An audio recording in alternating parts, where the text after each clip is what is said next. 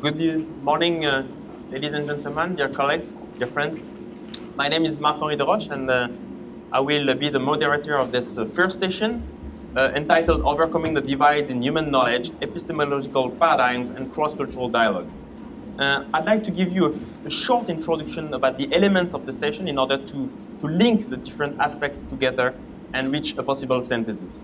So as our guest speaker, Dr. John Crowley, presented very brilliantly this morning, what the period we face now could be described as a global crisis that we term the Anthropocene. And we will see, particularly with Professor Fujita, that this crisis is also a crisis of cultures, a crisis of how cultures can manage themselves and dialogue together. And this crisis is also a crisis of science, as shown by our dean, Professor Takada, that the more we know in terms of specialization, now the less we know in terms of the whole. And this will be particularly addressed by Professor Kay, and particularly with the necessity of a long-term view. So the question we will be talking about is the question of the unity of knowledge. So in the session, mainly done by philosophers, Professor Fujita and Kay, we will go back to the foundations of rational human knowledge, since philosophers were originally often also scientists and even artists. Now, philosophy and humanities represent generally the broad category of culture, and we could debate about this, but I would like to start by saying how this has direct relevance for our very survival.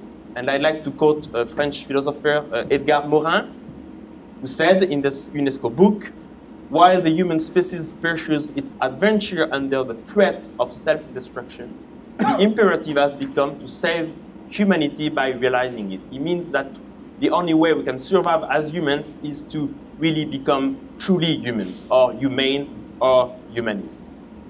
And this goes to the fact that self-knowledge is at the heart of humanities and world humanities, or world philosophy, and the heart of our very humanity. You find in the East, "Be a lamp unto yourself" by the Buddha Shakyamuni, or in the West, from the Temple of Apollo and Socrates' aphorism, "Know thyself." And it is from the perspective of philosophy, of world philosophy, through the self-knowledge, through the self-awareness and its cultivation, that ethics or the good life is possible. But also this self-awareness, self-knowledge has been recently approached in a different way by the tradition of phenomenology, and we have particularly a French phenomenology by Michel Henry.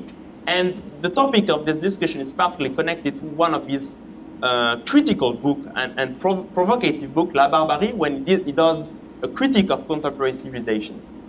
So in this book, he distinguishes science and culture, particularly in terms of theory and practice. But what it means, if we go back to this distinction of science and culture, which make the whole of the civilization, and this is the point of Henry, civilization flourishes through the common flourishing of science and culture. But now, according to Henry, those developments seem to be completely divorced.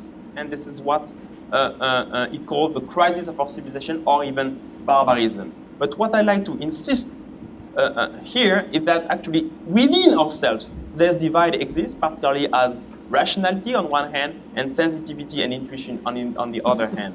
And in order to bridge the divide, so to speak, is to understand that as a human being, we need both those aspects of rationality and sensitivity, and both have to be cultivated together. And this is what we may call here in the Shishukan this notion of wisdom that goes back to the ancient Greeks and also is very found in the East.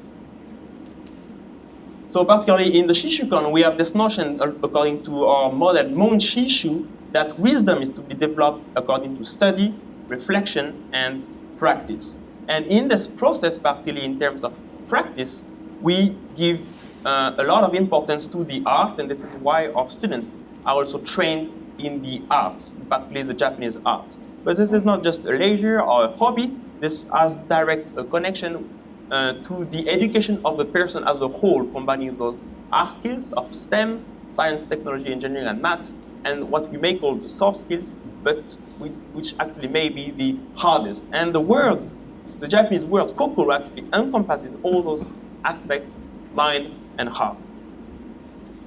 So what I want to share in this very brief introduction is that the truly following Marc-Henri's phenomenology, when science becomes integrated in practice and in our ways of life, it becomes a culture. And this is why the work that we're doing here and what John presented this morning is actually creating a new culture, a new work culture possibly, and particularly aimed at sustaining and fostering life on Earth. So this is in this aim that we will now listen to the topic of the dialogue between different cultures with Professor Fujita, and then with Professor Kei. We will examine the necessity of a long-term view and knowledge in order to ensure a sustainable human civilization. And I do not say only sustainable development, because we, from the perspective of philosophy, we may also question this very definition of sustainable development, but of course in harmony with the natural environment. So now I would like to start with the presentation of Professor Fujita, please.